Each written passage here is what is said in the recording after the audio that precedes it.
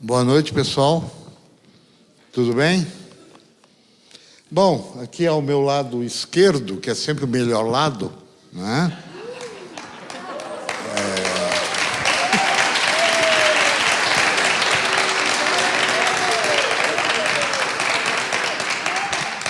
Ainda mais hoje em dia, né? Com o nosso poeta presidente.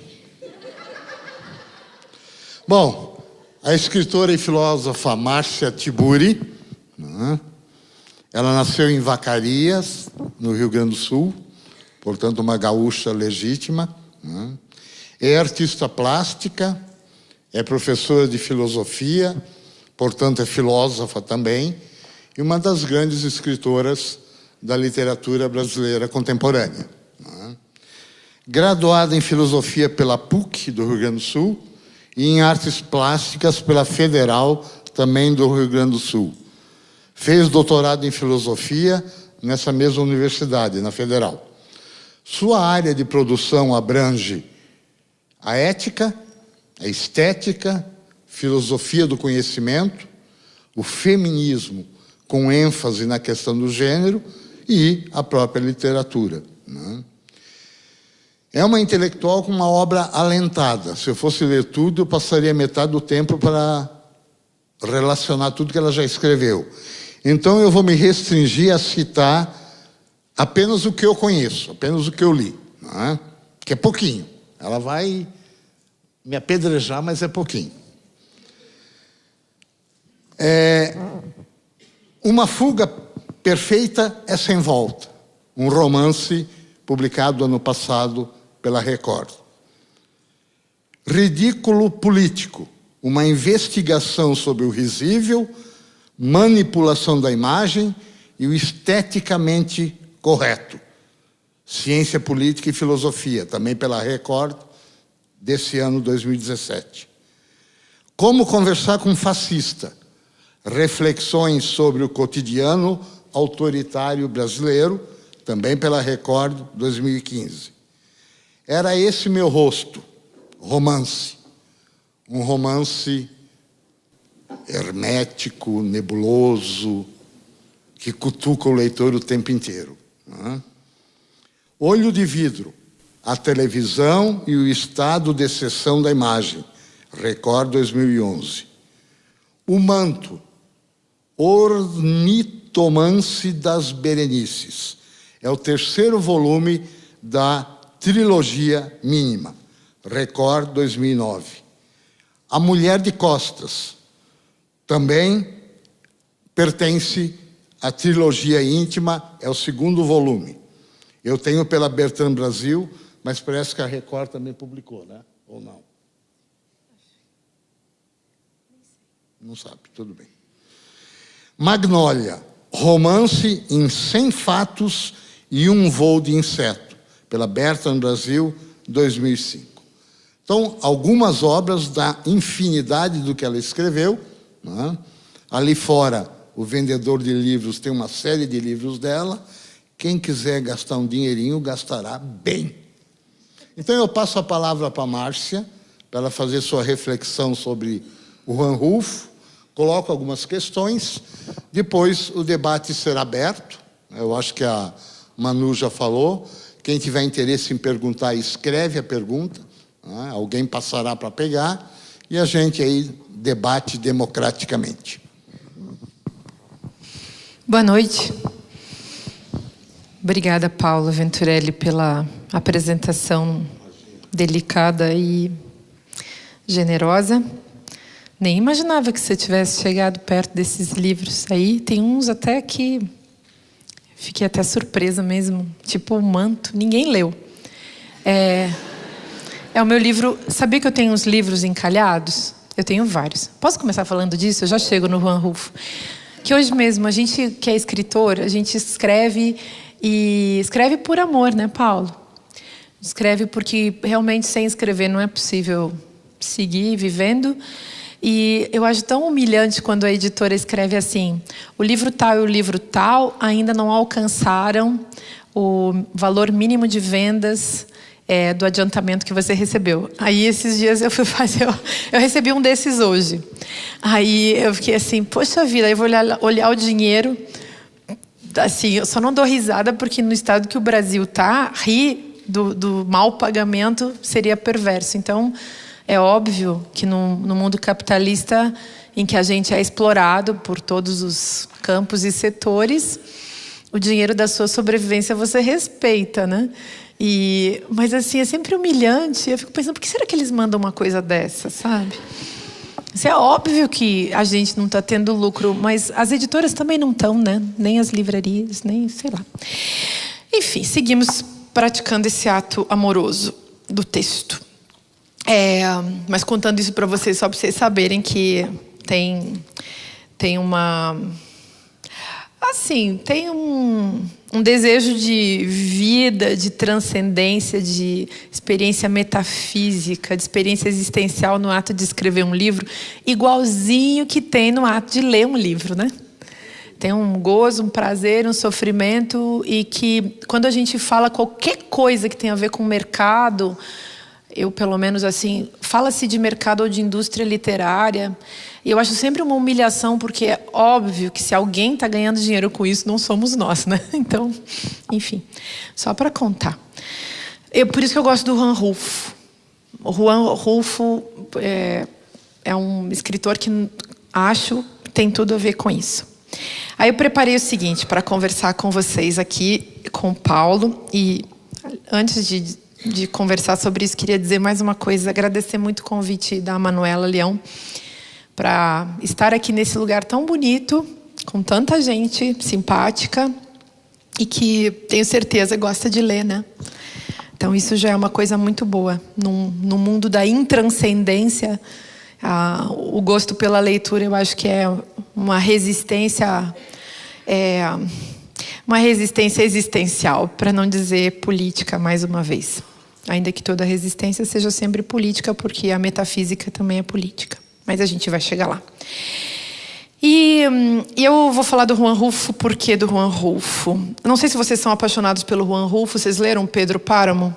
Eu vou falar do Pedro Páramo, que é uma das obras que eu mais gostei de ler na minha vida inteira. E eu também, se der tempo, eu queria falar um pouco de outras coisas relativas à América Latina, à literatura e ao pensamento latino-americano. E eu tinha muita vontade de tocar na questão das escritoras latino-americanas e de um certo pensamento latino-americano que surge hoje. Mas eu vou tentar chegar nesse lugar a partir dessa obra do Juan Rulfo, em específico, Pedro Páramo.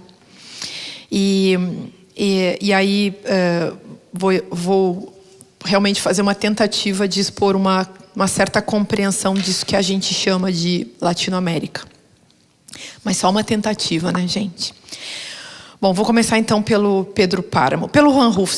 Quem não leu, espero que tenha tempo de ler. O Pedro Páramo é um dos pouquíssimos livros escritos pelo Juan Rulfo. O Juan Rulfo é um escritor que ficou muito famoso, teve a sua pequena obra de 3 livros publicados, traduzidos em muitas línguas e publicados durante a sua vida. O Juan Rulfo morreu em 86, nasceu em 1917, e então teria 100 anos, né? E ele escreveu muito pouco, e ele teve consciência assim dessa sua pequena obra e desse cancelamento do seu gesto de escrever. Então ele escreveu até certo ponto e parou. Não sei, a gente lembra do Juan Rulfo escrevendo tão pouco e imediatamente lembra do Raduan Nassar também, um gênio tão significativo, tão divisor de águas, vamos chamar assim, na estilística, entre aspas, da literatura brasileira. E que também escreveu tão pouco. E eu acho que todos nós que somos escritores temos essa fantasia de escrever alguma coisa que seja tão definitiva que você nunca mais vai escrever nada, né?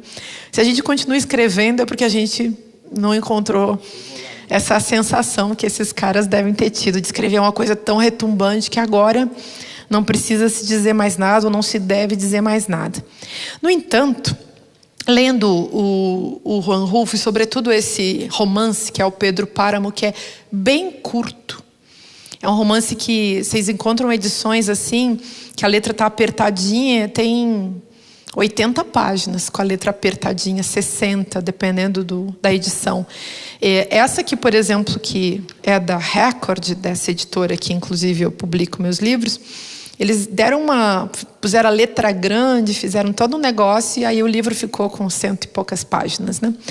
O original desse livro tinha 130 páginas, com espaço generoso, né? Com um tamanho volumoso. Bom, por que falar desse livro? O que tem nesse livro de tão importante? Ele é considerado o livro seminal, o início do que se chama realismo mágico ou realismo fantástico. Dizem que o Gabriel Garcia Marques, quando escreveu 100 Anos de Solidão, tinha lido Pedro Páramo, leu, parou de ler, leu de novo, escreveu 100 Anos de Solidão.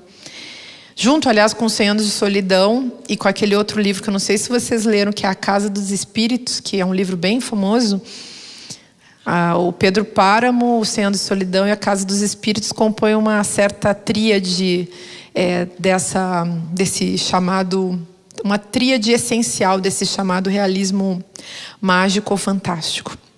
São essas classificações que os críticos, os professores, os analistas, o povo que gosta da didática, gosta de colocar literatura.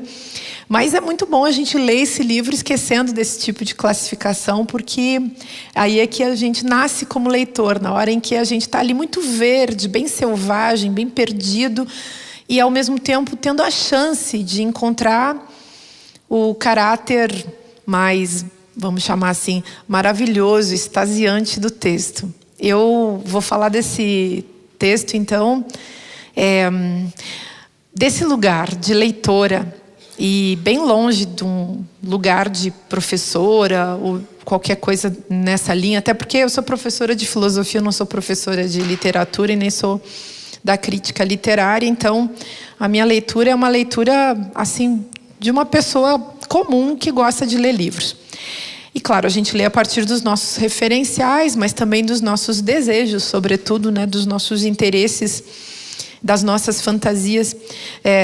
Disso tudo, aliás, eu acho que a coisa mais importante na hora de ler um texto é a gente compreender aonde o nosso desejo nos leva, né, como leitores. Então, estou pensando nesse lugar, nesse desejo que nos conduz a algum lugar dentro do texto. E estava então relendo esse texto esses dias, e eu gosto muito de ler os livros que eu já li e que eu anotei. E aí eu fico pensando, por que eu anotei isso? Por que eu anotei aquilo? Por que eu não percebi esse trecho? O que estava acontecendo comigo que eu passei por cima de uma coisa tão importante? Então isso é uma coisa boa também de se fazer. E no caso, fui descobrindo novas coisas e fiquei pensando assim, já que eu tenho que contar para as pessoas o que eu li dentro desse livro, porque agora é uma leitura que deve ser partilhada, eu pensei em contar o seguinte, para não fazer... Hoje em dia tem um negócio que o povo chama de spoiler, né? Como se você estivesse assim, entregando o ouro para os bandidos, ou algo do tipo, se você fosse um espião russo, né? Entregando alguma coisa para a CIA, sei lá. Então, eu vou fazer esse papel ruim, porque eu vou contar várias coisas que vocês... Quem não leu, azar é seu, devia ter lido. E eu não me importo com isso. Eu vou para o cinema, por exemplo, vocês podem me contar todo o filme até o fim, porque para mim o que está em jogo é outra coisa. É a minha experiência com aquilo que eu estou vendo, e com os livros a mesma coisa. E eu tenho um péssimo hábito, aliás, de contar quem é que é o assassino nos livros que eu leio, e as pessoas, tem gente que fica muito brava comigo. Bom, mas nesse livro, o que eu quero contar para vocês? O que tem aqui? Tem uma cidade chamada Comala, uma cidade para onde um jovem, um homem chamado Juan Preciado se encaminha depois que a mãe dele morreu. A mãe dele morreu e o deixou com a incumbência de ir procurar o seu pai, O seu pai se chama Pedro Páramo. E essa mãe lega a ele, ela é tipo a mãe o pai do Hamlet. Ela é um fantasma, né? Que chega para ele e diz: você tem que ir lá e exigir do seu pai tudo que ele não nos deu em vida. E essa pessoa, que é o Juan, vai nessa direção, tendo que cumprir isso que ele prometeu para a mãe, meio em dúvida se ele devia cumprir essa promessa. Mas você não deve nunca deixar um morto, enfim, frustrado com você, porque ele pode exigir os seus direitos de uma maneira talvez assustadora, macabra, desagradável. E ele segue, então, por essa caminhada, encontrando com diversas pessoas, e chega a Comala e vai conversando e vivendo com os personagens, convivendo e descobrindo muitas coisas. Eu não vou dizer o que ele descobre por fim. Por fim, vocês vão descobrir. O finalzinho eu vou deixar para lá. Mas assim, a coisa mais incrível que tem nesse livro e mais maravilhosa, e que me deixa completamente apaixonada pelo livro, é que todo mundo está morto. Todo mundo está morto. Todos estão mortos. E desde que eu li esse livro, que faz muito tempo, eu tenho muita dúvida, mas muita dúvida. Muita dúvida. Quando eu saio pela rua, eu sempre fico muito em dúvida. E por quê? Que bom que as pessoas... eu adoro quando tem ironia e as pessoas sacam. Porque não sei se vocês perceberam que na sociedade contemporânea, sobretudo no mundo digital, das redes sociais, a ironia desapareceu, né? Então você fala alguma coisa, ou você é mal interpretado, porque as pessoas estão muito neuróticas, né? É assim, que nem quando você tem um relacionamento amoroso, se você não for super literal, as pessoas começam a produzir neurose, né? Nas redes sociais também, tá todo mundo assim com alta produtividade de neurose. Então, não pode ser irônico que alguém vai pegar no seu pé. Então, eu estou gostando muito quando as pessoas sacam ironia, mas eu acho que a ironia é uma qualidade da vida analógica. Então, voltemos à analogia, ao analógico. Bom, eu fiquei muito apaixonada por esse livro quando então descobri nele que havia não uma separação, não um dualismo entre a vida e a morte, que a gente poderia dizer que o Pedro Páramo é um romance espírita, mas é e não é. O que havia não era essa duplicidade ou essa dualidade ou essa oposição entre vida e morte. Nesse livro existe uma dialética e uma analogia entre vida e morte. A vida é como a morte. A vida é uma metáfora da morte. E a morte é como a vida, uma metáfora da vida. Não existe hierarquia entre a vida e a morte nesse livro.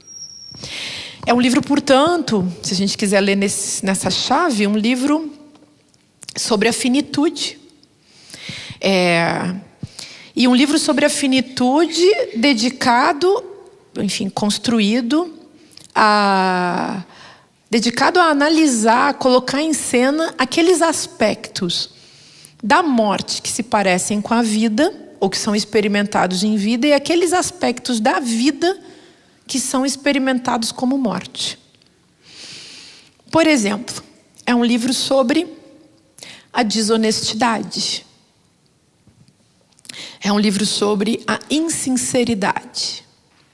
É um livro sobre a avareza. É um livro sobre a miséria humana. É um livro sobre o delírio de poder.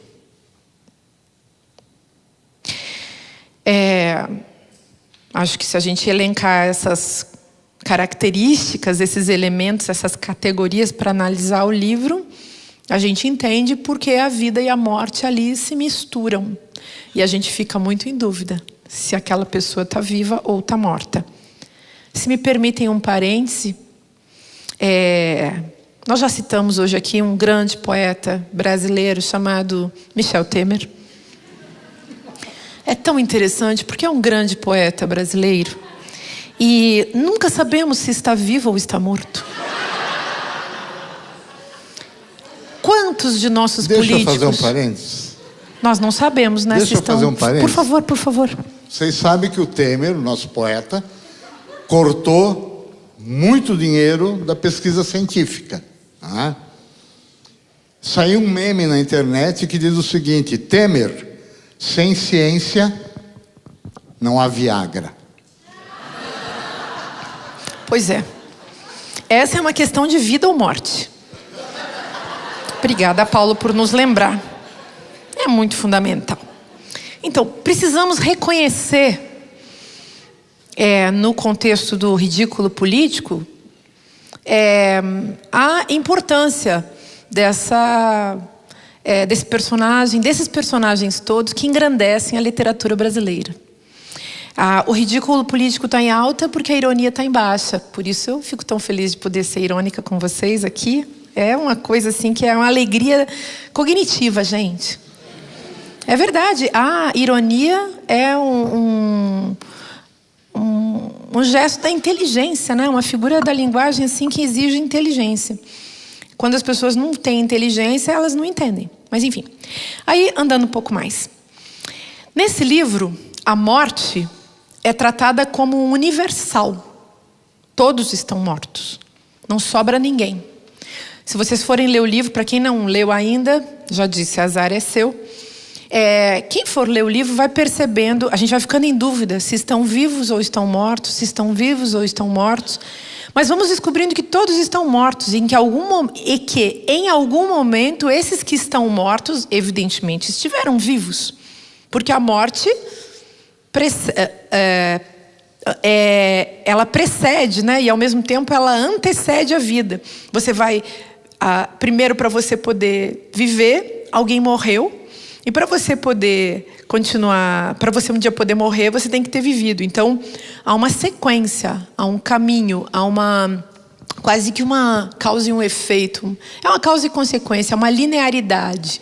É um destino, é alguma coisa que antes aconteceu para que você pudesse acontecer. Tem uma continuidade, digamos assim. Outra coisa importante dessa condição que está desenhada assim, que dá para dizer até que é uma categoria que permite a gente também analisar o livro. Essa universalidade da morte dá ao livro um tom, aí vamos dizer,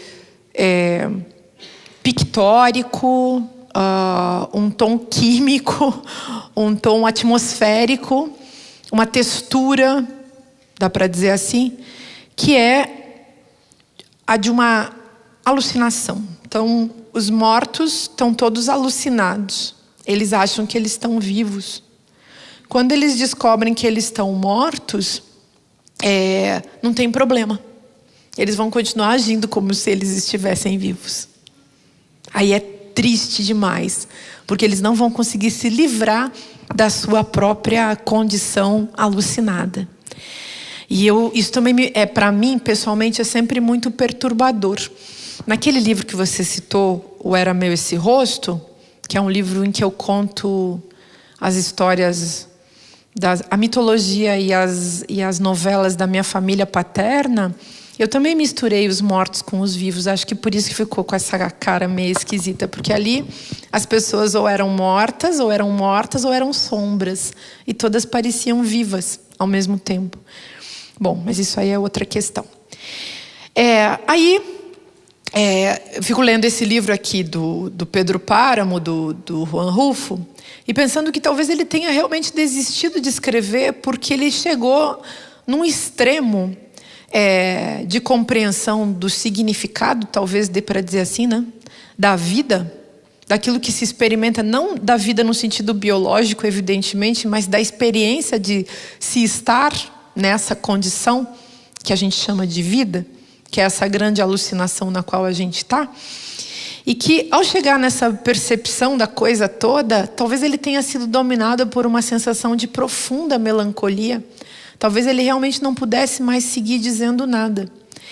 Vocês sabem que a subjetividade melancólica é essa, se a gente pega um Freud assim para analisar isso. Quando Freud escreve luto e melancolia, ele fala, né, que o enlutado é aquele que perdeu alguma coisa. Então, é o cidadão comum que perdeu um emprego, um amor, um parente, uma condição, sei lá, perdeu alguma coisa que ele considerava boa, importante para ele, ele segue vivendo, faz o trabalho do luto e toca embora, né? Mas o sujeito melancólico é aquele que nunca, na verdade, conseguiu ter a si mesmo. Então, ele não teve a ele mesmo. Ele não conseguiu constituir um eu, assim, narcísico, digamos, que o sustentasse na vida. Ele tem desde cedo, diz o Freud, a certeza de que ele não é. Então, em geral, os melancólicos se põem a constituir uma obra. Ou vai pintar, ou vai desenhar, ou vai escrever, ou vai encenar. Vai fazer uma obra artística para ter a sensação de que não se está morto. Agora há melancólicos tão alucinados, tão em estágio, digamos assim, entre aspas. Tá que tudo isso, quando a gente fala de filosofia, eu acho bom, né, a gente põe aspas entre... Tudo põe aspas. Então, num estado tão psicótico, entre aspas, que há relatos de casos assim, daquele sujeito que no ápice de melancolia, numa situação psicótica, pede para ser enterrado, porque está apodrecendo.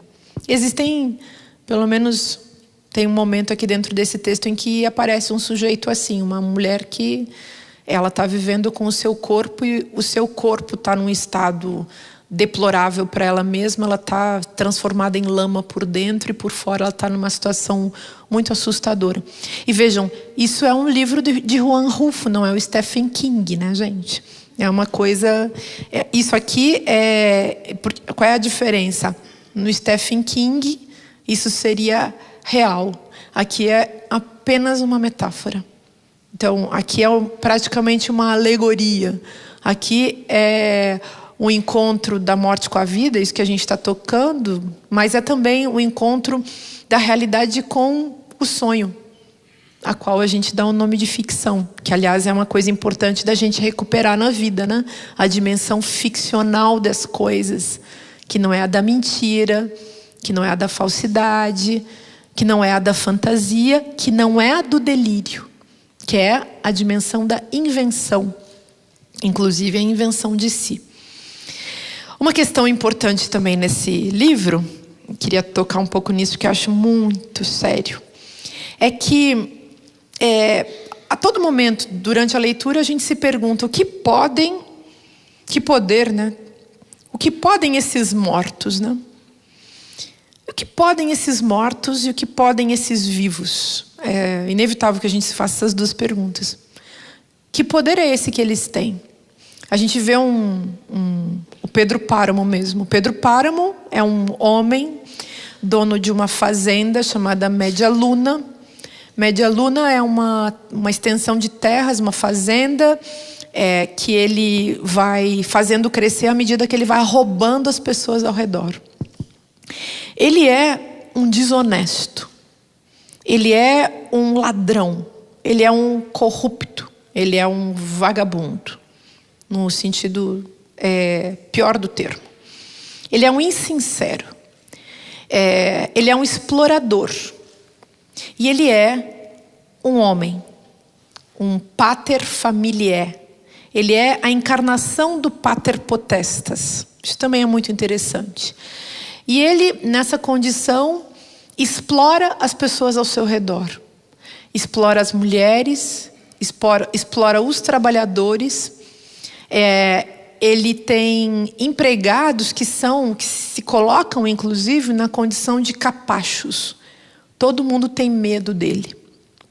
Todo mundo vive assustado porque existe um Pedro Páramo. Ele é endeusado ao mesmo tempo pelas mesmas pessoas que o odeiam e querem que ele desapareça. Que o amam e que o odeiam, que o temem. Ele é o príncipe naquele sentido maquiavélico. Ele é a encarnação da soberania. Aquele sujeito que constrói a lei, a sua própria lei, contra os demais. Rasga a Constituição. Age contra tudo e contra todos apenas em nome do seu próprio delírio. E o mais interessante, convence os outros do seu delírio. Convence de que ele tem razão em relação a esse delírio. Então, ele vive esse delírio do poder, subjugando todos ao seu redor. E nessa subjugação, ao mesmo tempo, ele encontra as pessoas que vão se compreender com isso, se locupletar com isso, que vão gozar nessa direção também. Então, esses capachos. A posição das mulheres é muito interessante nesse livro, porque as mulheres, como só ia acontecer em muito dessa literatura latino-americana mais crítica, e esse é um livro muito crítico, quem são elas? São as estupradas.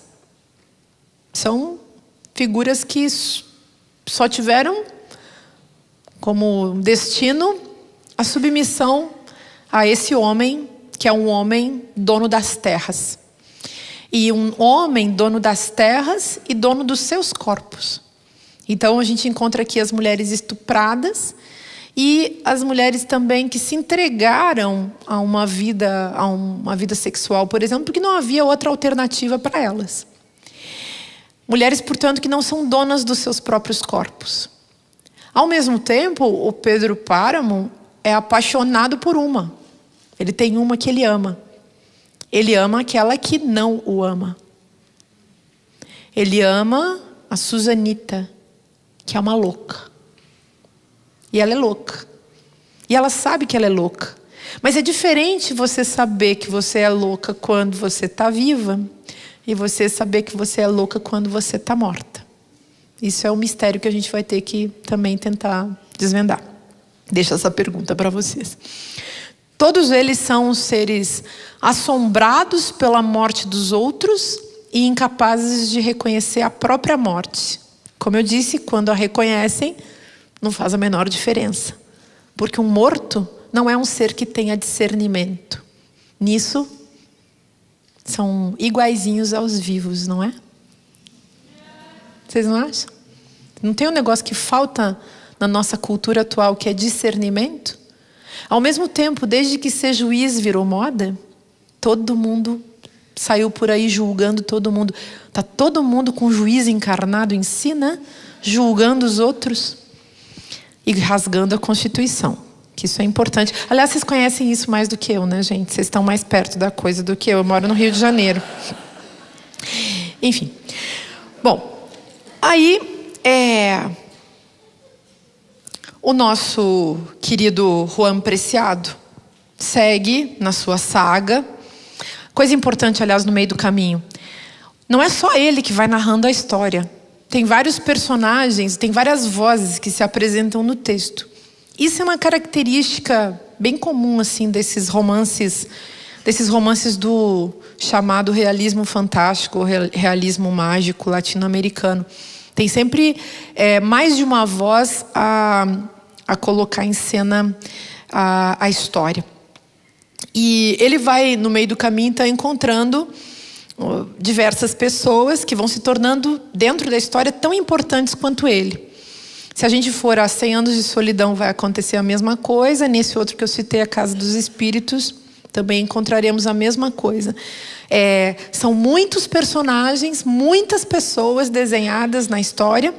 E essas pessoas todas são, numa certa medida, protagonistas. Nunca são, assim, personagens puramente secundários. Uma definição sobre esse sujeito chamado Pedro Páramo aparece logo no início do livro. E quando o Juan encontra, no meio do caminho, alguém que também é filho do Pedro Páramo, ele pergunta: e quem é Pedro Páramo? E a definição que vem é: Pedro Páramo é o rancor em pessoa. Eu achei essa definição tão boa. O que será que é o rancor em pessoa? Vejam, né, nesse sinal o dado alegórico do livro. Pedro Páramo é um homem, dono das terras, dono dos corpos, dono dos filhos, um sujeito que não tem capacidade nenhuma de reconhecer a alteridade, porque a alteridade não lhe interessa. Ele é um representante como sujeito soberano, como príncipe, né? Se quisermos usar um termo muito antigo. Ele é um representante de uma determinada lógica, dá para dizer assim, né? E de um determinado afeto. Ele é a própria personalidade autoritária. Essa que se reproduz historicamente e que hoje, por exemplo, no Brasil contemporâneo, volta à tona. Quando escrevi Como Conversar com um Fascista, não precisava ter falado de Hitler e Mussolini, podia ter simplesmente colocado Pedro Páramo como representante dessa coisa toda. O que é o rancor em pessoa, né? Que afeto é esse rancoroso? O rancor tem tudo a ver com a ideia de ressentimento. Então, rancoroso é aquele que é incapaz, por exemplo, de esquecer algum mal que lhe foi feito. Mas, sobretudo, é incapaz de viver fora do ódio. Vocês sabem que o ódio é um afeto compensatório, né? A gente não nasce com ódio, mas quando a gente o descobre, que prazer. Já odiaram alguém? Garanto, assim, se vocês forem lá fazer uma análise subjetiva, assim, ponderada e séria, talvez vocês consigam descobrir a importância que o amor tem na vida de vocês. Lá dentro, no fundo, na solidão de vocês, o prazer que dá amar alguém, um amigo, um amor romântico, sei lá, Deus, a natureza, qualquer coisa dessas, né? Mas o ódio dá um prazer tão imediato. A gente pratica o ódio, assim, nas miudezas do cotidiano, né? O ódio é burocrático, porque o ódio... Gente, se eu pegar agora esse copo de água e com todo o meu ódio jogar no Paulo, certamente eu vou me sentir muito feliz. Por sorte, eu não odeio o Paulo, ao contrário. Então, mas é isso. O ódio, ele é imediato, ele faz a gente ter um gesto abrupto, um gesto revoltante, um gesto absurdo. E esse gesto, por ser imediato, por tal alcance da mão, ele dá uma sensação de realização muito maior do que o amor. O amor faz a gente ficar sonhando, pensando, imaginando, querendo, desejando alguma coisa que a gente nunca vai ter. Com o ódio, imagina que prático. Basta jogar esse copo de água no Paulo ou em vocês. Já pensaram? E imediatamente eu realizo o meu gozo profundo. Eu alcanço a realização do meu desejo. Já pensaram? É tão básico, é tão prático, é tão fácil. Por isso que eu acho que as pessoas estão fazendo assim loucamente, né? É quase um consumismo, né? Você usar aquele cartão de crédito sem crédito, sabe? Que você vai lá e paga coisa que você não tem dinheiro para pagar. Sabe isso, assim? Aquela coisa bem rápida. Dá super certo. Enfim. Bom, então... Estava pensando nisso, do rancor e do ressentimento, e do nexo que isso tem com o ódio. Mas vocês sabem, ao mesmo tempo, eu confio no Freud, que eu confio nesses homens velhinhos que escreviam umas coisas antigamente. Às vezes eu acho que eles tinham razão. O Freud, ele escreveu também que o ódio não é o contrário do amor. Então, na verdade, o contrário do amor é uma coisa infinitamente mais perigosa e mais profunda. Que aí eu não sei se vocês vão gostar do que eu vou falar, porque o contrário do ódio, diz o Freud, é a inveja. E a inveja tem mais a ver ainda com o rancor e o ressentimento do que o próprio ódio. O ódio é a casquinha, é a ponta do iceberg. Lá no fundo, no lodo profundo, onde não existe chão firme, que nem diz naquele Salmo 23 da Bíblia. Já leram? Já leram? Nunca leram? Vão ler, Salmo 23, leiam, é uma coisa pavorosa. Lá no fundo, tem a inveja. E a inveja é horrível, porque a inveja, ela é anterior ao desejo. A inveja só se realiza na destruição. Por isso a gente acha que ela é parecida com o ódio. Mas o ódio, se a gente quisesse, assim, ele até podia virar desejo. A gente podia fazer uma revolução na base do ódio. A gente ia botar um monte de gente no paredão, né? Podíamos começar aqui em Curitiba.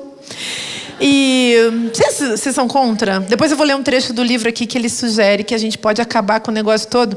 Aliás, vou ler já. A gente pode acabar com o negócio todo. Começar em Curitiba e no meu bairro, especialmente, o Bacaxiri. A gente pode começar ali perto. Olha aqui, olha o que ele diz. Eles estavam aqui, tinha uma galera querendo fazer uma revolução contra o Pedro Páramo. E o Pedro Páramo é um baita de uma espertinha, até arranja um exército para os caras. Ele não tem dinheiro nenhum, ele fica o tempo inteiro enganando todo mundo que ele é o rico, mas ele não tem dinheiro. O que faz a gente perceber que no livro que está em jogo é muito mais a lógica da avareza e que, se a gente quiser ler isso aqui numa crítica ao capitalismo, é muito isso, né? O capitalismo não é a existência de dinheiro nem a existência de capital. É a avareza É, na verdade, o capital só para mim, o dinheiro só para mim, os bens só para mim, o bem bom dos bens também só para mim. E aí ele fala assim, ele diz assim, quando chegam aqueles homens desavergonhados, bandidos, ladrões sebentos, que estão lá numa luta para fazer uma revolução, aí eles dizem assim, vamos dizer a bala o que queremos dizer. Eu achei essa parte tão boa do texto. A gente podia dizer algumas coisas às vezes assim, né? O povo fica dizendo as coisas assim do jeito muito violento, mas eu fico sempre perguntando, e por que nós não? Será que é porque a gente... Isso é uma questão para mim relativa à Latinoamérica. Será que nós fomos excessivamente docilizados pelos nossos colonizadores cristãos? Será que a gente perdeu o nosso senso tupi, guarani, tupi, nambá? Acho que a gente perdeu. E isso é excesso de cristianismo nos nossos corpos. Por isso que a gente não luta, porque nós viramos pessoas dóceis. E assumimos o complexo de Colombo. Mas depois eu chego lá, espero que dê tempo, né? Porque eu estou aqui, talvez, gastando muito tempo lendo Pedro Páramo com vocês. Mas vamos voltar aqui para o Pedro Páramo mais um pouquinho. Bom, então, esse é o sujeito do rancor. E o sujeito do rancor é um sujeito que a gente pode dizer, no fundo, nesse ápice de ressentimento, nesse lugar subterrâneo, onde ele vai viver que nem o homem do subsolo do Dostoiévski. Ele vive o ressentimento, mas no fundo do ressentimento tem um afeto ainda mais primitivo, que é a inveja. A Melanie Klein, que era uma freudiana, falava que o oposto da inveja é a gratidão. A gratidão parece o amor. O que é a gratidão? A gratidão é uma generosidade para com os outros. O comunismo, o feminismo são gratos, são perspectivas políticas, por exemplo, que são fundadas na gratidão. Você quer dividir com os outros, né? Os nossos povos tradicionais, os povos que aqui viviam, por exemplo, no Brasil, antes do Brasil ser chamado de Brasil, eram povos que viviam entre a guerra e a gratidão. Eles não tinham a inveja. A inveja é europeia, né? E o que é a inveja? A inveja é um pré-desejo. É uma impotência do desejo. Tipo assim, quando você não consegue ter voto, aí você não consegue ser eleito, você dá um golpe. Porque você morre de inveja. E você já imaginou um homem branco europeu ou um homem branco brasileiro que não é europeu, mas gostaria de ser, e que não é reconhecido pelos europeus como sendo europeu, mas faz todo o jogo do colonizador, quando ele não é eleito, como ele deve se sentir mal? É tipo se sentir, sei lá, inválido, né? Assim, não sei. A invalidez política é um negócio muito interessante para a gente pensar também. E você falou da questão do Viagra, né? Eu acho que é muito politicamente incorreto falar disso, mas a gente podia usar o Viagra como metáfora política. Vocês não acham? Então a gente pode pensar nisso, né? Que nós estamos aqui num clima irônico, de brincadeira. Então a Manuela quer que a gente fale sério, mas enfim, a gente está só falando de brincadeira, tudo no âmbito da ficção. E aí, a inveja, diz a Melanie Klein, é a postura na qual um sujeito fica, porque no fundo, no seu nascedouro, na sua chegada ao mundo, ele foi mal recebido. Então, no fundo, aquilo que gera a inveja ou a posição invejosa numa pessoa é a falta de amor, sabia? E quando você não tem amor, você, sei lá, compra as pessoas. Quando você não tem amor, você pode, assim, sustentar a falta de amor numa avareza com dinheiro, numa avareza com capital ou numa avareza com poder. Porque você não tem nada. Talvez você nunca recebeu nada de bom de ninguém. Talvez você precise muito preencher o seu vazio com o capital. Ou com a pessoa que você compra mesmo. Transformar os outros em mercadoria, em coisa que você usa, uma mulher, uma pessoa que trabalha para você, um colega, um amigo, enfim, tratar o outro como coisa tem muito a ver, no fundo, com uma postura de falta absoluta de amor. Amor, gente, não é abracinho, nem carinho, nem beijinho. Amor é reconhecimento. Então, se você é um poeta de merda, não vai rolar amor, entendeu? Aí você compra as pessoas. Você pode comprar uma bela recatada e do lar, por exemplo. E por aí vai. Entenderam a lógica? Tudo isso, gente, é o Pedro Páramo. Sei lá, que eu sou super a favor do caráter anal, assim, porque eu acho que o cu é uma coisa muito boa também na vida das pessoas. E o cu, sobretudo, é laico, né, gente? É das coisas mais laicas que há nesse mundo. Nesse país que tudo tá ultra neofundamentalista, neopentecostal, neoliberal, o cu é precioso. Então, a gente tem que libertar o cu. E eu acho que esses caras que têm essas práticas doidas, assim, esse tipo de pensamento avarento, nunca libertaram justamente o cu. O cu é um assunto super sério. Vocês estão rindo porque é palavrão, né, num certo contexto dialógico, mas podemos estudá-lo com seriedade. Um dos maiores antropólogos brasileiros, que é o Eduardo Viveiros de Castro, tem um texto sobre o cu, que se chama Quem Tem Cu Tem Medo. E ele faz uma análise de tribos, de indígenas, enfim, que contam mitos sobre o cu e a importância do cu na vida das pessoas. Então, vamos tratar o cu com muito respeito, cuidado e, sobretudo, laicidade antropológica, que acho que há de nos ajudar a superarmos esse momento. Bom, eu não falei isso sem afetação, tá? Eu falei isso assim para a gente ficar pensando que é sério. Bom, aí, seguindo mais um pouco, ele vai encontrar uma mulher tão fascinante também na história, que é a dona, é super importante do começo até o fim do livro, que é a dona Eduviges. Essa dona, ela, assim, é uma figura muito importante. Aliás, todas as mulheres nesse livro são super importantes e elas abundam, né? Há várias mulheres. E essa senhora, assim, é a mulher que vai conduzi-lo dentro do livro em alguns momentos. E ele vai descobrir que ela é mais uma dessas figuras que, estando morta, não sabe que está morta. E quando descobre que está morta, ao mesmo tempo, aceita aquilo com a maior naturalidade.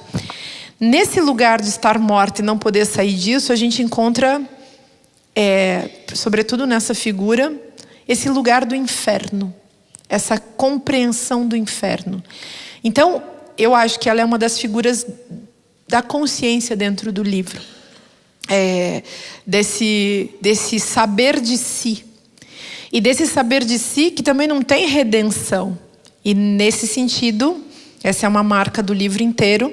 Esse é um livro também sobre a inveja nesse aspecto, porque todo o livro coloca, aliás, todos os personagens ao longo de todo o processo narrativo são colocados numa impotência do desejo. Por isso eles estão mortos. Nesse sentido, gente, falando do ponto de vista da metáfora, se a gente for pensar a nossa vida à luz desse livro, basta a gente ver se a gente está trancado dentro da inveja, nesse quarto escuro, obscuro, apodrecido da inveja, ou se a gente conseguiu chegar no desejo. E o desejo, o que é o desejo? Vou falar um pouquinho do desejo, que é importante aqui. Nesse livro não há desejo. O desejo é a todo tempo morto e massacrado.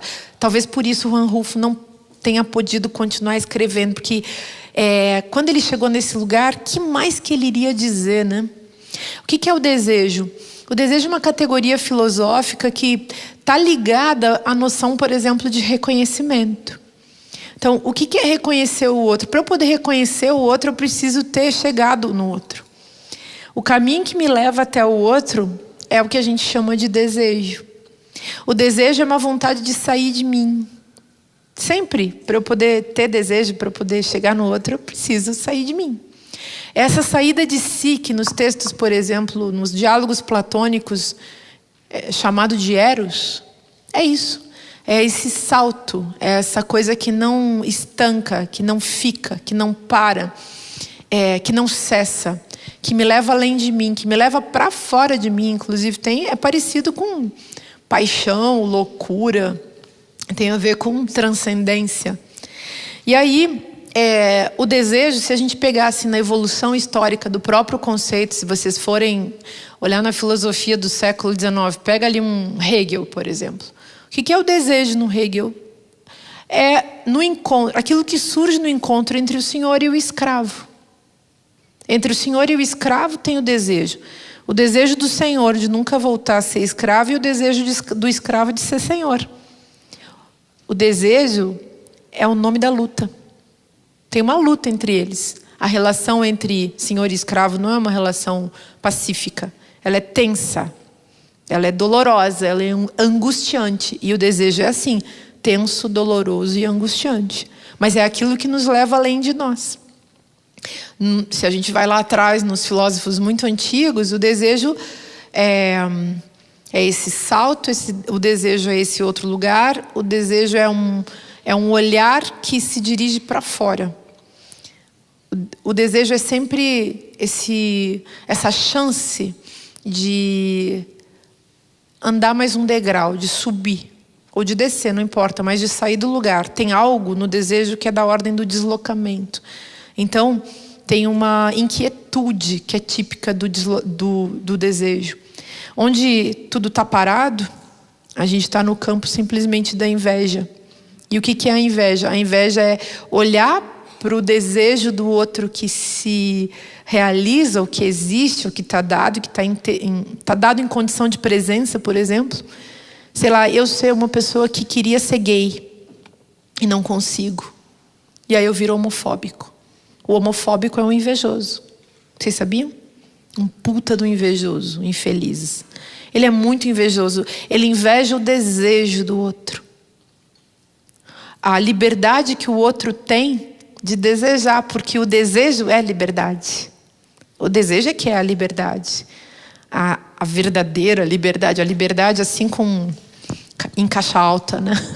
Uma liberdade que não é a liberdade dos liberais. É a liberdade louca, a liberdade, enfim, da felicidade. Bom, aí, tô cansando vocês? Estão com sono? Contei todo o livro já? Não, né? Então, aí, andando um pouco mais,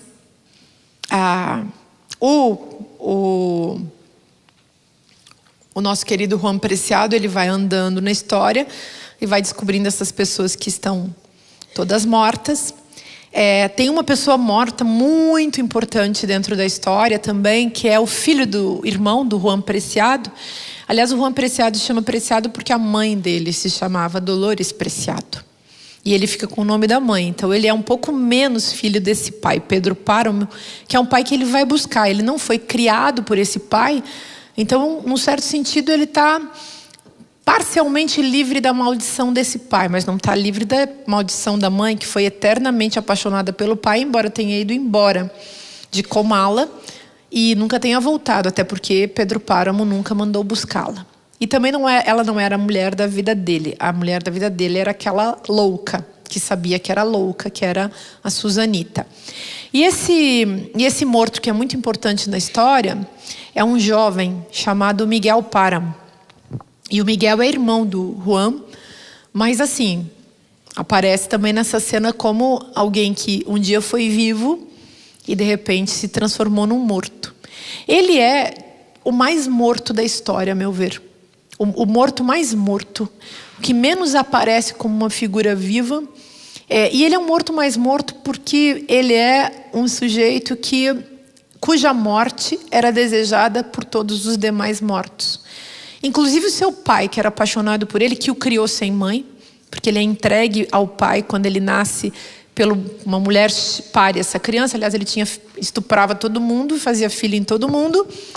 E uma dessas mulheres, então, entrega um bebê ao padre, que também está morto na história. E esse padre entrega esse filho para o Pedro Páramo, dizendo que não ia criar aquela criança. O Pedro Páramo também não quer aquela criança, mas quando o padre diz, leva porque é teu sangue, esse sangue é muito ruim.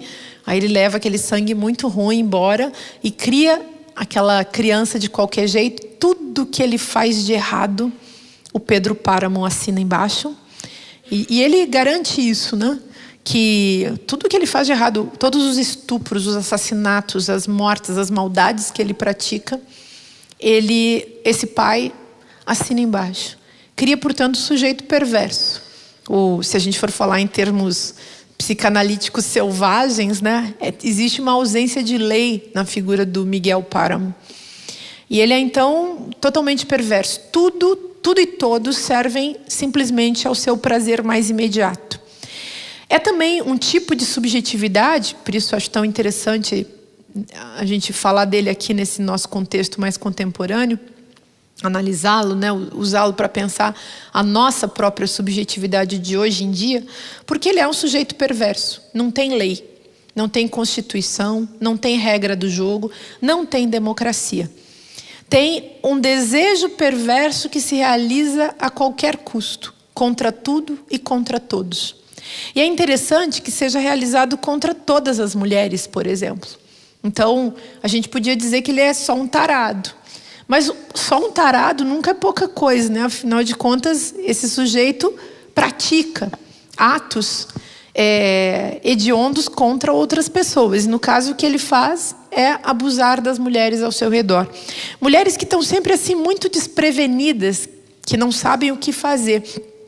Ora, o Juan Rulfo está escrevendo isso aqui, esse livro é de 50 e poucos, e vejam, é um ambiente rural, ou seja, a cena é uma cena pré-urbana, é uma cena de muita solidão, o Estado está ausente, a alteridade está ausente, é um mundo primitivo, dá para dizer assim, um mundo em que realmente as leis são feitas por quem tem o poder na mão, o poder / violência. Um poder que é soberano e que é estrito e que está na decisão desse sujeito que é, enfim, o pater potestas, né? O dono da coisa toda. E essas mulheres não têm saída. E esse sujeito perverso vai atuar contra os indivíduos dos quais, na sua cabeça, ele acha que dispõe. E de fato ele dispõe, porque esses indivíduos foram reduzidos por sua própria lógica, ou pela sua própria lógica, a corpos.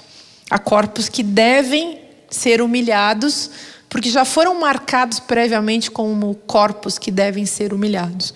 O dessas mulheres e desses indivíduos, enfim, que são os empregados, que são as pessoas que não detêm o mesmo poder que ele.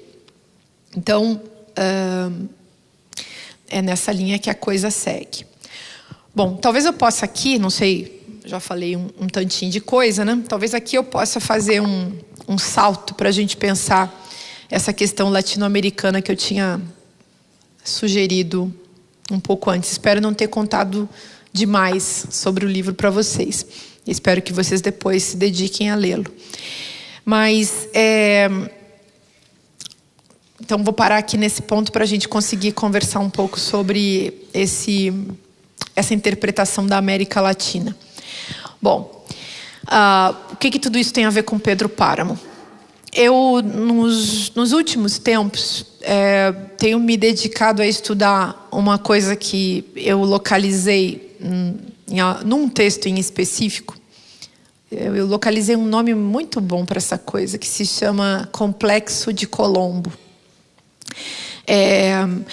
Eu sempre gostei de ler esses textos, tipo os diários do Cristóvão Colombo, do Bartolomeu de las Casas, essas figuras assim, que são os colonizadores, os teóricos, os primeiros teóricos da colonização, que expuseram nos seus textos a sua visão daquilo que eles tinham encontrado como sendo, enfim, as Américas e, sobretudo, a América Latina. E um dia, lendo um cara chamado Charles Meumann, que é um psicanalista francês, encontrei um texto que se chama Complexo de Colombo. E peguei essa expressão para mim para fazer algumas explorações sobre a nossa condição brasileira na América Latina. E para pensar uma questão filosófica fundamental, que é a da constituição da subjetividade, vamos colocar assim, brasileira e latino-americana. E para entender, sobretudo, por que certas propostas ou certas programações econômico-políticas dão tão certo no Brasil. Não só no Brasil, mas no Brasil, sobretudo, tem dado certo.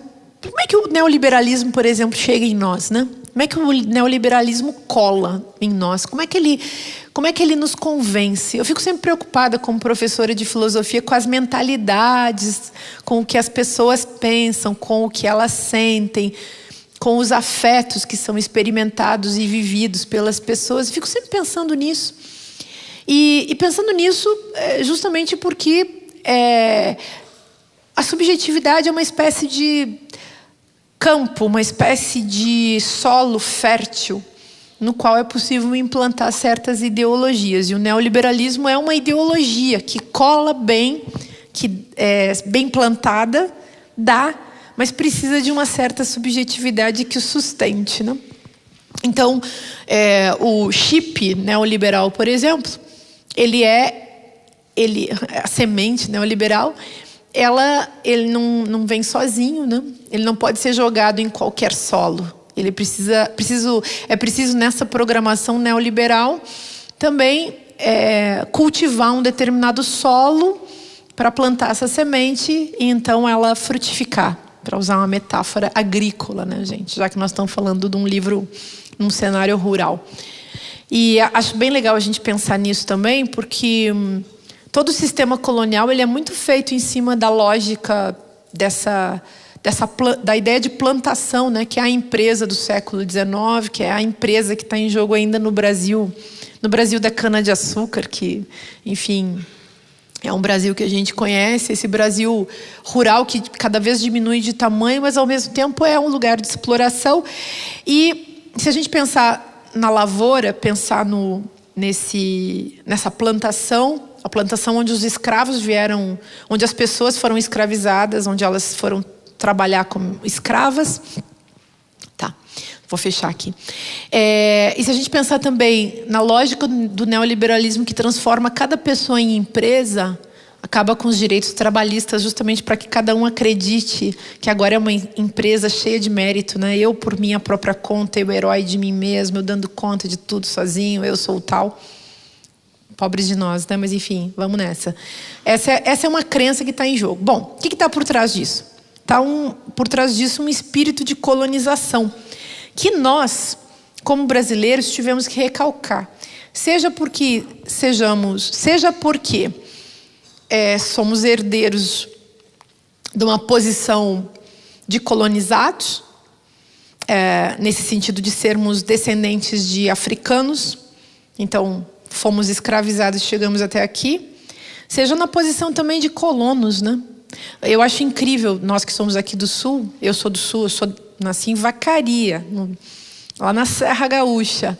Lá naquele mundo, as pessoas apagaram o fato, e aqui eu acho que é meio parecido, apagaram o fato de que elas são enjeitadas, rejeitadas, que elas foram abandonadas pela sua pátria, pelo seu país, né? Então, descendentes de alemães e italianos são a ralé da ralé da Europa. E assim, a gente apagou isso, a gente finge que não é conosco. Esse povo assim que esqueceu isso, faz cada papelão, é bom lembrar. Então, e a gente então apaga que nós somos descendentes de africanos e descendentes de europeus muito pobres e descendentes também de uma Europa que nos jogou na margem, vai lá longe, vai ser ralé lá longe, morra lá no meio da mata, né? Desapareça da minha frente. A nossa condição bastarda, a gente apagou porque ela dói. Nos meus romances eu falo bastante disso, tanto no Era Meu Esse Rosto, quanto numa Fuga Perfeita Sem Volta. Essa é uma questão forte para mim. E esse livro também fala disso. O cara Pedro Páramo, ele é um disseminador da bastardia. Ele faz filho em qualquer lugar. Ele faz filho com tudo quanto é mulher e depois abandona todos eles. Pensem só. O poder falogocêntrico, o poder falocêntrico, o poder do estupro e o poder do abandono. Tipo, deixa aí. Se vingar, vingou por conta própria. O pobre coitado do enjeitado acha que tem mérito porque conseguiu sobreviver apesar dos pesares, apesar da sua mãe estuprada e do seu pai estuprador. Não é interessante do ponto de vista simbólico pensar nisso?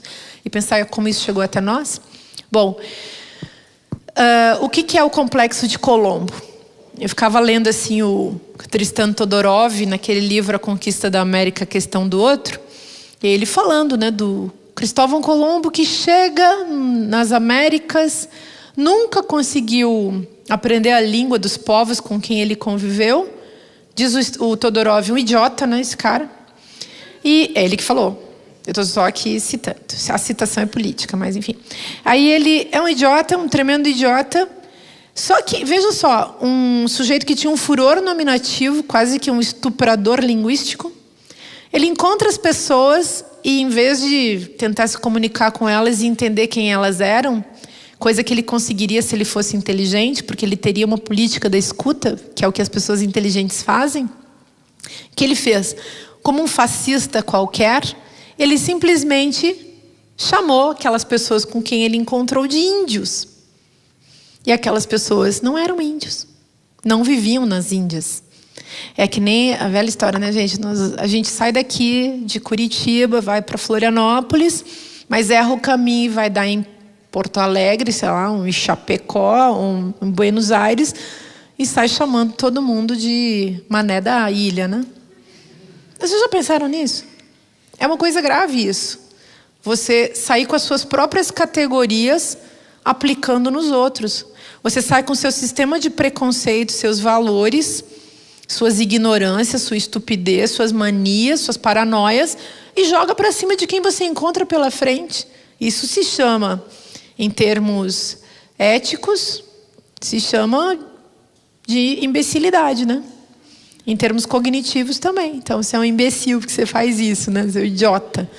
É melhor a gente ficar quieto quando desconhece o outro, né? A quietude, o silêncio é um gesto de respeito. Bom, mas aí, pensando nisso, e eu já vou fechar, Ai, tem tanta coisa para falar ainda, gente. Mas vamos ver se na nossa conversa rola de responder usando umas ideias aí que ficam para trás. O Melman, ele fala de Complexo de Colombo dizendo assim, essas pessoas, ele lá na França fazendo análise com as pessoas que vinham dos lugares colonizados da África, da América Latina e tal. Aí ele diz assim, essas pessoas chegavam sempre na clínica marcadas pela sua condição colonial. E aí ele ficou se colocando a questão, é impressionante como a colonização definiu uma matriz subjetiva. Uma matriz subjetiva que nós não conseguimos aqui, nós colonizados, não conseguimos enfrentar, porque ela dói. É que nem você ser negro e não poder dizer eu sou negro, ou não poder assumir essa condição política, ainda que ela não seja natural, porque negro é um signo inventado pela branquitude. Como mulher é um signo inventado pelo patriarcado. Como latino-americano é um signo inventado pelos europeus, né? Bom lembrar? Então, você ser pobre, por exemplo, e não poder assumir isso, você ficar escondendo isso, por quê?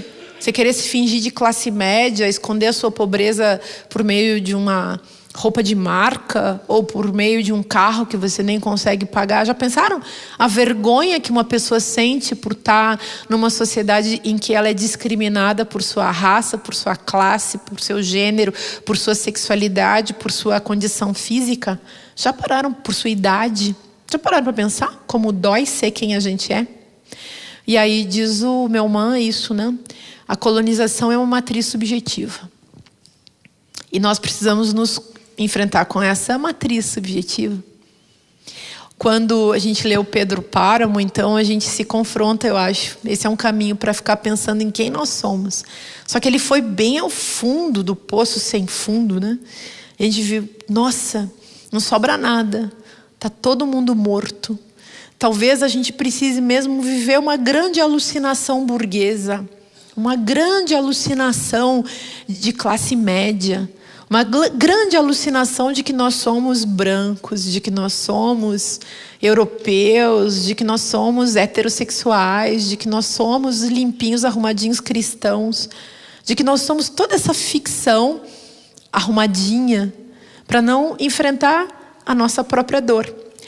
Problema: quando a gente não enfrenta a nossa própria dor, só tem 2 caminhos.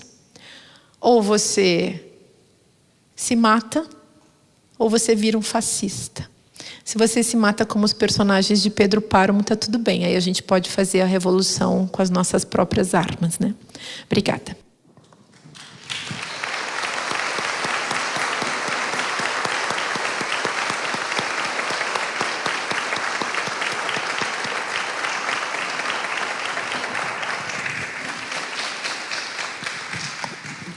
Obrigado, Márcia. Eu tinha algumas perguntas elaboradas, mas eu vou me ater numa. Você falou do amor, você falou do desejo, e o Pedro Páramo alega que ele é apaixonado ou que ele ama Susanita. Ele deseja Susanita? Você vê que interessante isso, né? Ele desejou Susanita, até onde eu consigo entender o livro, de fato ele a desejou. Mas ele a desejou justamente porque ela não se colocava nessa condição de coisa. Ela estava no mundo dela. E o mundo dela era um mundo da loucura. E era um mundo onde ela conseguia sobreviver diante daquele cenário absurdo. Essa figura bruta, essa figura sem dimensão da alteridade. Talvez essa figura sem a dimensão da alteridade só pudesse se relacionar justamente com uma pessoa que também não tem alteridade, né? Que é o doido, o louco, né? Essa figura também. Então, mas no livro não se sai disso. Isso que é curioso. É bem parecido com a vida, aliás, porque a gente não sai de dentro da vida. Então, já pensou quanta morte em vida que a gente produz por ficar sempre repetindo e reprogramando o mais do mesmo?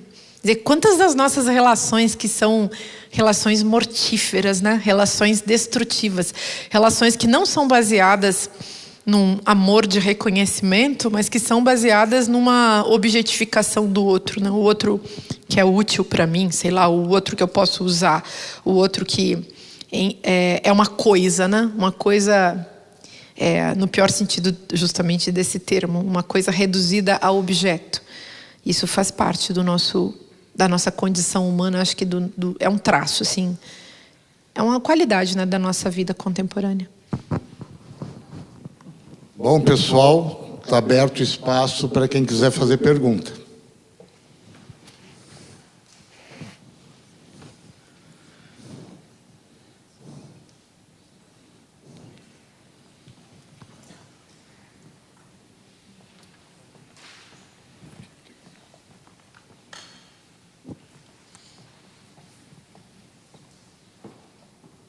O personagem Juan Rulfo não é também o sujeito Pedro Páramo?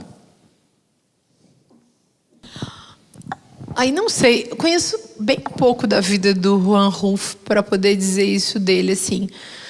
Não, acho que como obra de ficção, o personagem ele está muito ligado a vamos chamar assim, a um universal mesmo, né? Um estereótipo assim desse sujeito que é, como eu coloquei, o pater potestas, o homem branco europeu, o pai de família, a figura da soberania, o rei, o imperador, o príncipe, o dono do mundo, o dono do poder. Enfim, ele é essa configuração desse poder que é ao mesmo tempo violência. Aí, eu não sei dizer isso do Juan Rulfo, porque não conheço muito da vida dele. Eu sei que ele parou de escrever, que ele foi insensadíssimo. Li alguma coisa assim, das pessoas que encontraram com ele, que ele era uma pessoa lá. Dizem que ele morreu de um jeito muito sozinho, muito triste, muito na dele. Mas até aí, acho que o personagem é gigantesco, né? O Pedro Páramo é o personagem. O Juan Rulfo já não diria. O escritor e o seu personagem às vezes tem a ver, às vezes não tem a ver, né? E o Juan Rulfo era uma pessoa carinhosa, terna, afetiva, não gostava de salões literários, portanto não gostava do poder que lhe dava, né? Houve um jantar cerimonioso em Buenos Aires em homenagem ao Juan Rulfo, num salão elegantérrimo, tudo muito bonito, tudo muito luxuoso. E ele ficou com alguns amigos na entrada desse salão. Todo mundo que entrava dava a mão, patati patatá, coisa e tal. Olha, eu estou com pressa porque eu vou sentar à mesa do Juan Rulfo. Olha, eu estou com pressa porque eu vou sentar com o Juan Rulfo. Quando a mesa estava cheia, ele olhou para os amigos, vamos procurar um outro restaurante.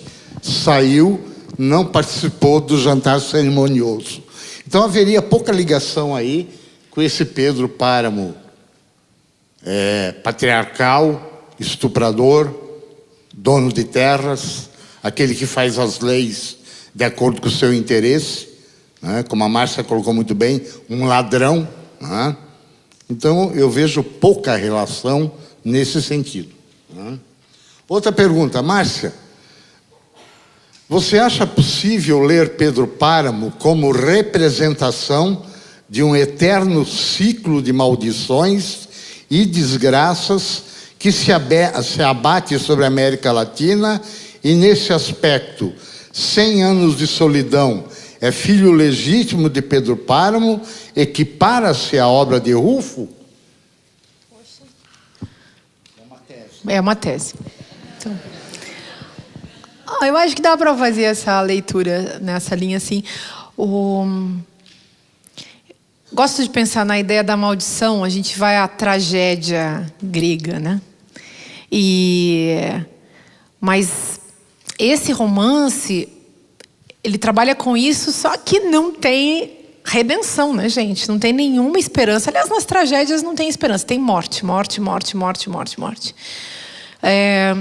Mas é incrível que um romance como esse possa surgir depois de toda uma tradição também que desinventou a tragédia e botou o drama em cena. Então, o drama como sendo uma narrativa cuja estrutura básica é ter um sinal de que alguma coisa a gente aprendeu, né?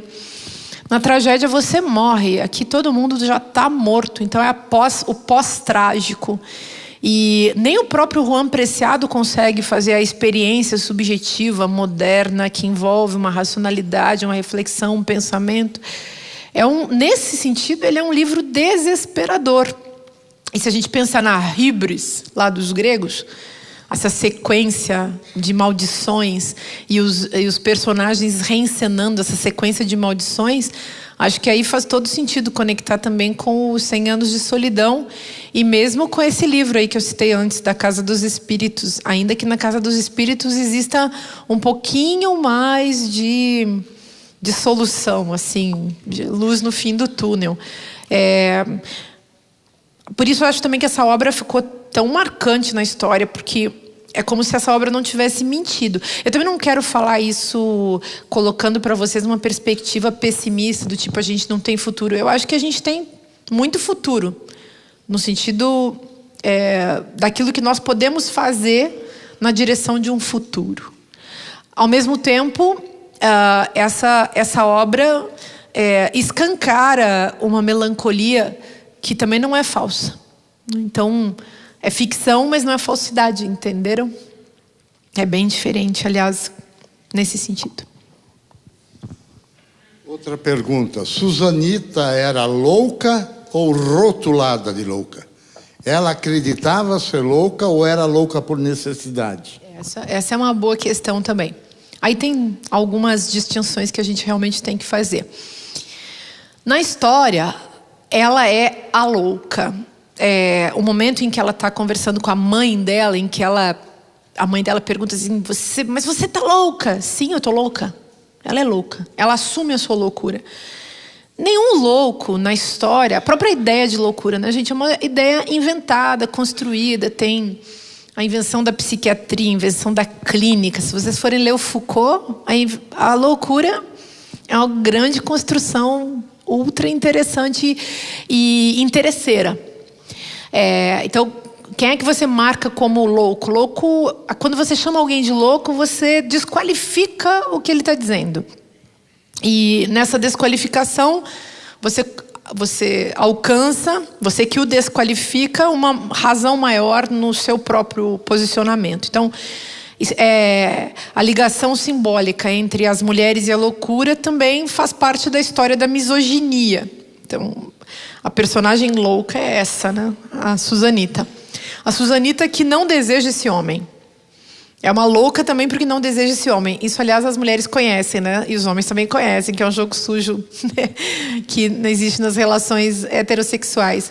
Nas homossexuais também existe isso, mas nas heterossexuais é muito comum. Tipo, você dá um pé na bunda do seu namorado, ele diz que você é louca, que você precisa de tratamento. É muito clássico, né? Então, se era marido, então, de muitos anos, a tua mãe ficou louca, né? Quer separar de mim. Então, é sempre esse argumento que é levantado. Vocês lembram quando saiu aquela revista Isto É, com a cara da Dilma Rousseff num gaslighting, que os caras queriam fazer ela pintarem ela de louca? Na mesma semana, eu lembro muito disso, porque eu fiquei lá analisando essa história, aquela professora da USP que fez uma fala fascista, assim, também as pessoas ficaram dizendo, ela é louca, ela é louca. E aí ficou aquela coisa confusa, porque ela é louca ou ela é fascista? E as feministas até se levantaram para dizer, calma, ela não é louca, mas não é porque ela não seja louca que ela não é fascista, né? Então tem essas distinções assim que a gente precisa fazer. No entanto, que as mulheres sejam mais chamadas de loucas do que os homens de loucos, isso é histórico.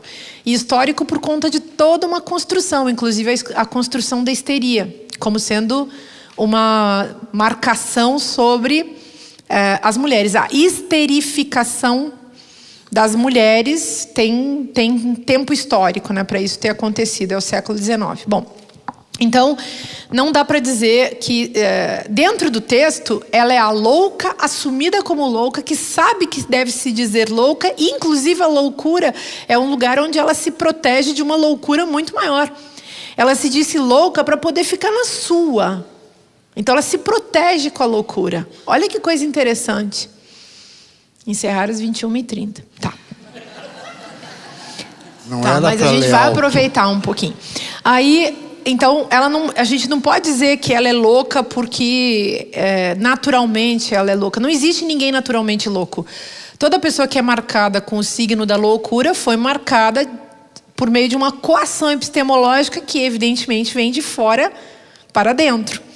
No entanto, Sulamita é uma personagem interessante, porque ela foi dizer, eu sou louca para se livrar de uma loucura infinitamente maior.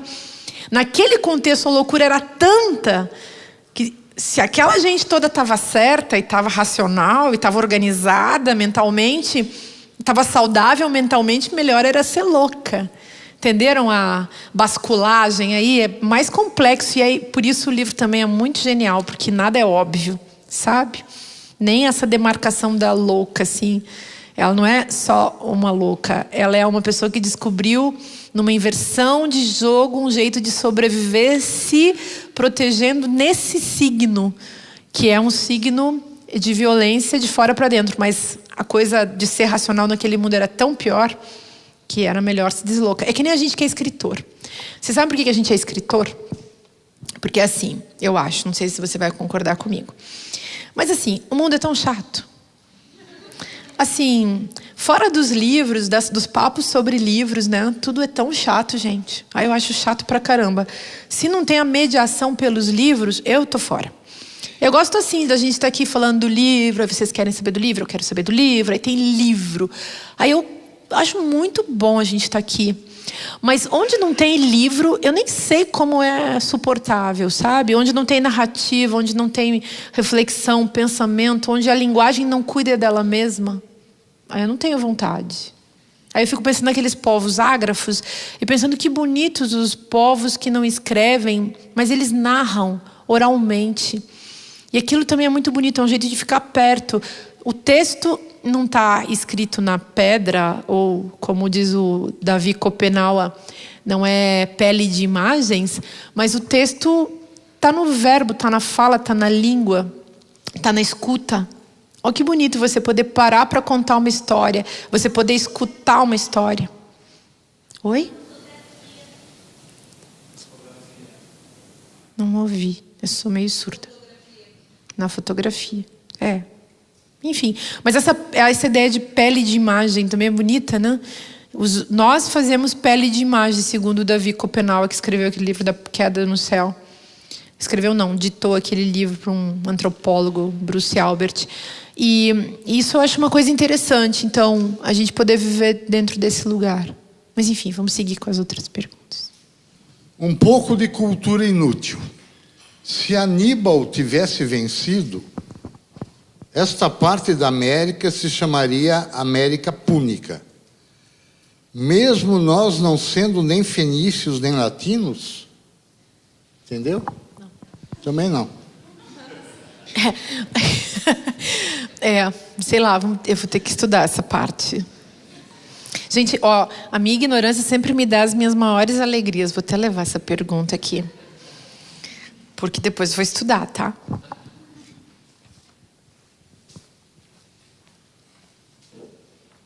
Pessoal, para de fazer pergunta. Democraticamente. Chega! No trecho em que Juan Preciado fala que aquele silêncio o assombra, pois nunca estivera habituado a um silêncio tão absoluto, pode-se considerar que naquele instante ele estava tendo a primeira percepção de sua própria morte, considerando a morte como um calar-se de imensas vozes e impulsos? A morte, um calar-se de imensas vozes e impulsos. Temos um poeta por perto de verdade. Olha só. Um psicanalista. Pode ser. Olha só. Aí, eu lembro dessa parte. Acho que sim. Também fiquei com a mesma impressão. Ele vai percebendo que tem alguma coisa que escapa da consciência e da compreensão, né? E até ele descobrir tudo que aconteceu, descobrir onde ele realmente está, esse é o jogo. Mas você vê, no livro, o silêncio é pesado, é aterrador, mas ele também é um lugar da reflexão.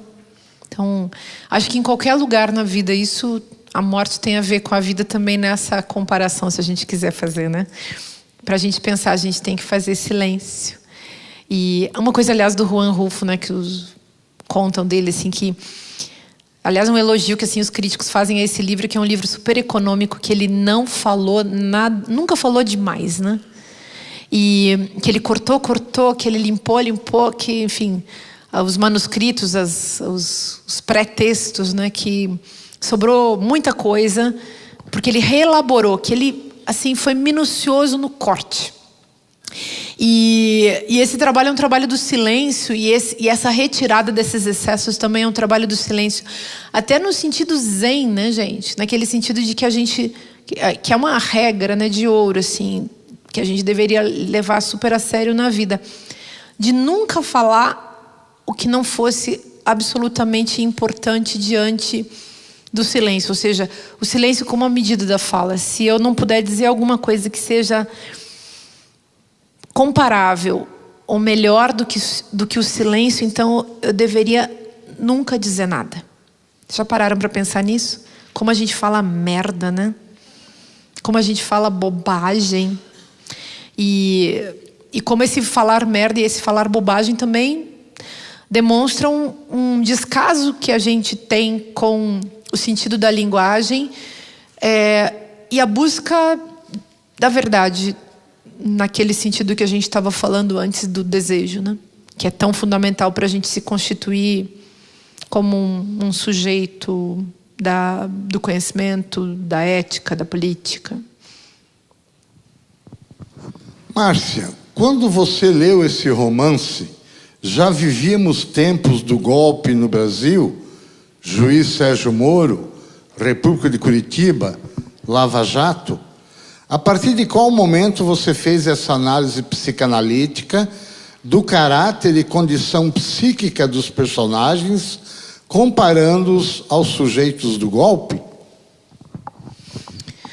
Bom, eu li esse livro quando eu era menina, depois eu li de novo faz uns, 5, 6 anos, e agora eu tive que ler de novo porque eu queria conversar com vocês, né? Daí, a gente pode aplicar essa estrutura do texto no sentido de uma narrativa da tragédia mesmo, né? Na base de um mito fundador, né? Que é isso que eu falei do Pater Potestas. Isso não é novidade. A figura da soberania, que é uma figura antidemocrática. Então, ela reaparece na história. Eu falei da personalidade autoritária. Vocês podem colocar os nossos governantes, o legislativo, o executivo, o judiciário, sei lá. A gente pode colocar o cidadão que anda por aí, enfim, perorando, né, as suas teorias antiéticas, antipolíticas e por aí afora. A gente pode encaixar essas figuras nesses personagens, mas aí é uma questão da habilidade analógica do leitor. Eu acho que também por isso que esse texto ficou tão ele se tornou um clássico, porque cada vez que você pensa numa ditadura, no arranjo das personalidades autoritárias em cena como donos do poder, aí a gente pode aplicá-lo. Pode ser no Brasil dessa era do golpe de 2016, pode ser no Brasil dos anos 60, pode ser dentro de casa, dependendo do contexto familiar em que você habita, pode ser para pensar, enfim, outros países, outras circunstâncias. Acho que o livro lida com essa estrutura quase... É um universal, como eu falei, é um universal do poder, é um universal da morte também. Então, a ditadura tem alguma coisa a ver com essa propagação do thanatos freudiano, né, do princípio de morte. É destrutiva para destruir, e é, sem dúvida, um mal radical. A gente poderia até voltar a ler tudo isso aqui à luz da ideia de mal radical, que é um mal, aliás, que a gente não trabalha muito, porque desde que a Hannah Arendt falou do mal banal, que é uma ideia tão interessante, eu mesma trabalhei isso em alguns livros meus, a gente não fala mais do mal radical. O mal banal é esse mal que qualquer um pratica, a personalidade autoritáriazinha, né? O fascista em potencial do dia a dia, que só quer, enfim, salvar o seu, né? Mas não está preocupado com sociedade, com alteridade, com comunidade, com o mundo, com a natureza, sei lá, com uma vida justa para todos. Nada disso. Mas o mal radical seria, e o mal radical foi muito combatido pelos filósofos, porque é uma coisa tão aterradora. O que é o mal radical? O mal radical é o desejo puro de destruição. Então, se vocês pensarem assim num ódio puro, o ódio puro nem existe, né? Ele já virou inveja. É a vontade de que o outro desapareça, de que o outro nunca tenha existido. Isso se efetivou na Alemanha nazista, com os campos de extermínio, né? Então, fazer os judeus desaparecerem da face da terra. Fazer os nossos povos indígenas desaparecerem do Brasil. Eu escrevi no Como Conversar com o Fascista muito nessa linha, embora não tenha trabalhado com a ideia de mal radical. Eu trabalhei muito mais com a ideia de mal banal, que aí é a realização do mal radical por qualquer um, né? E quando aquele deputado gaúcho, que eu não lembro o nome agora, Heinz, quando ele fala assim, fala contra os indígenas, e aí ele começa a colocar os indígenas, os quilombolas, as lésbicas, os homossexuais, e ele define tudo o que não presta. Não, tudo o que não presta é o conceito básico, é o objeto a ser destruído por essa personalidade autoritária, tecnicamente falando, assim, o paranoico, né, que tem um sistema de mundo projetivo pré-estabelecido que lança sobre o outro, que ele designa, como Colombo designou o índio, ele designa como tudo que não presta, né? Aquilo que deve ser destruído. Vocês já pararam para pensar? Alguma coisa deveria ser destruída? Quem tem amor no coração não pensa assim. A gente pensa, vamos conversar com essa gente. Vamos ver se a gente consegue conversar com um fascista. Vocês tentam? Eu tento. Continuo no meu laboratório. Assim, a resistência é esse desejo do diálogo, sabe? A gente vai continuar tentando. Mas... Pergunta sobre a relação da filosofia e literatura. Primeiro, tem filosofia dentro de Pedro Páramo? Ou é possível uma leitura filosófica da obra? Ou Pedro Páramo inspira pensamentos filosóficos? Ou simplesmente é parte de uma filosofia latino-americana? eu teria que pegar todas essas perguntas e rever todas essas perguntas. Por exemplo, essa: é possível uma leitura filosófica da obra? Eu perguntaria: o que é uma leitura filosófica da obra? E já começa por aí. Então, o bom de você estudar filosofia é que você fica perguntando sobre os motivos pelos quais as perguntas são feitas e o que significam as perguntas que são formuladas. São mais importantes do que as próprias respostas, né? Então, uma pergunta, ela vem já com uma ideia pronta, por exemplo, de que existe uma leitura filosófica da obra. Então, temos a obra. Mas a gente pode trabalhar não só a obra, a gente pode trabalhar a metáfora, o conceito, o universal, que está aqui desenhado nessa obra. Quem é Pedro Páramo? Ou o que ele faz com a gente, ou por que ele foi construído, ou o que será que estava na perspectiva do escritor, ou o que a aparição e a presença da figura de Pedro Páramo causa na nossa condição de leitores, né? Que recepção temos dessa figura e dessa obra. Agora, o que é uma leitura filosófica? Eu não sei o que é uma leitura filosófica. Não sei mesmo. Talvez a leitura que eu tenha feito aqui seja uma leitura filosófica. Não porque eu tenha citado Hegel, por exemplo, mas porque nós tentamos compreender as dimensões de uma obra dentro de um contexto dialógico, em que o dialógico é mais platônico, mas também é bakhtiniano, né, gente? Então tem a presença das vozes, das ideias, do outro. Claro, existe toda uma presença essa multiplicidade, essa pluralidade de vozes, mas também dessas ideias. Então, por onde eu pego essa obra? Como eu leio essa obra? Talvez uma leitura conceitual. Eu acho que tudo que eu disse aqui talvez seja filosófico, talvez não seja, mas não é a marcação desse lugar filosófico que mais importa. Importa que a gente se aproxime disso e que a gente possa se aproximar desses conceitos, dessas ideias e fazer girar a máquina da reflexão, que é isso que eu acho que está faltando, assim, está precisando. Então a gente se reúne para ler qualquer coisa, para fazer pensar, né? Como professora de filosofia, esse é o meu barato, é o meu interesse, é o meu desejo, é onde está o meu gozo. Eu gosto de ver as pessoas pensando.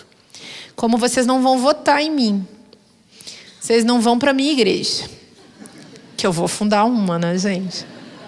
É a Igreja da Renovação Tropical Alegria de Jesus. É verdade? Convide para ser pastor. Você vai ser pastor. Vai ser assim, um inferninho. Aí a gente está bolando esse negócio, vai ser muito bom. Então vocês vejam, eu fico muito feliz de ver as pessoas assim, com a cabeça aberta, pensando outra coisa, inventando coisas assim que eu nunca imaginei, criando conceitos, discutindo. Eu acho que isso causa uma alegria de viver, que é contra a lógica da depressão política, da depressão cívica que tem sido jogada sobre nós pela cusparada da violência fundamentalista. Que está por aí, né, galera? Então, acho que pensar é alegria política, reflexão é alegria política. Política nesse sentido daquilo que a gente faz uns com os outros, né? Daquilo que, enfim, causa esse afeto genérico entre nós. A gente se melhora, a gente quer mais, né? Nesse sentido. Como o tempo urge, você encontra a relação entre Paulo Honório de Graciliano Ramos e Pedro Páramo? Poxa vida. Não. Sei. Eu teria que mais uma hora agora para elaborar essa pergunta também. Não sei. A pessoa que fez essa pergunta depois podia nos explicar por onde que ela viu esse caminho, né? E sei lá em que obra que ela estava pensando, por que contexto. Tá bom. Vamos deixar também. Vou estudar essa, tá? Só para descontrair, qual a sua opinião sobre o Nobel de Bob Dylan? Gente, o Nobel é uma palhaçada, né? Então, na boa, assim, acho que o Nobel estava meio capenga, né? Precisava criar um... Deve ser isso, né? Mas o Bob Dylan é bacana também, muito bacana. Então, sei lá, o Nobel ficou um pouco mais pop. Os escritores... eu acho legal dar o Nobel para o escritor, o Nobel de Literatura para quem escreve livros, ainda que o Bob Dylan tenha escrito algumas coisas e talvez a música possa ser também inserida dentro de uma lógica literária. Acho que isso aí não tem problema nenhum. Mas eu acho legal porque o escritor é tão pobre, quando ganha aquele dinheiro todo, é bom para a pessoa que ganhou, né? E o Bob Dylan já era rico, então... Bobagens que eu estou falando, mas só para a gente descontrair, tá? Bom. Bem, só sim ou não, Márcia? Você considera Pedro Páramo a revolução literária da América Latina? Só sim ou não para... Ela provoca e só quer sim, não. Vou dizer um não complexo. Soror Juana Inês de la Cruz, Gertrudis de Avellaneda, aquela Carboneira, a Turner, a Zamúdio, vamos pensar, a Ocampo, aquela outra que é a Peri Rossi. Já pensou quanta gente, a Gioconda Belli... Já pensou quanta gente, a Castellanos, quantas mulheres que a gente poderia citar hoje que eu não citei? Eu acho que elas são a revolução da literatura latino-americana. Mas o Pedro Páramo é a pré-história dessa revolução e a gente tem que conhecer os arcanos dessa alteridade. Então, obrigada, hein? Bom,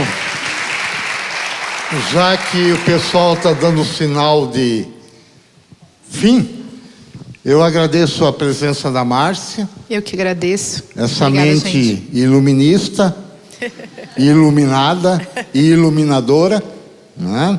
Agradeço a presença de vocês, a paciência. E quem quiser adquirir algum livro da Márcia, ali fora tem um stand com algumas obras dela. Gente, muito obrigada Boa noite. pela elegância da audição. Obrigada.